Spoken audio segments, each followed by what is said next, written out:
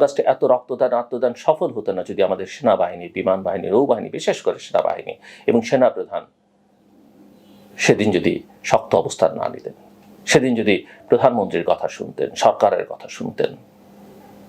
সেনাপ্রধান তো তার আত্মীয়, কিন্তু আত্মীয়তার বন্ধন তাকে তার দায়িত্ব থেকে পিছু হটতে বাধ্য করেনি। তিনি দায়িত্ব পালন করেছেন, নির্দেশ মানেননি। তিনি তার যেটা করা দরকার দেশের স্বার্থে, জনগণের স্বার্থে, সেটা করেছেন। সেনাপ্রধানকে অনেকে ভারতের দালাল বলেন। আমি সব কথার মধ্যে ভারত টেনে আনার পক্ষপাতী না। ভারতের দুর্বলতা, সীমাবদ্ধতা, আমাদের সঙ্গে তাদের যে সম্পর্কের টানাপোড়েন, এগুলো নিয়ে আমি অনেকবার কথা বলেছি।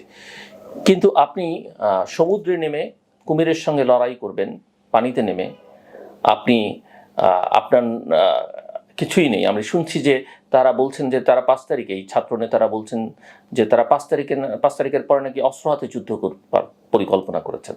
কি হাস্যকর কথা!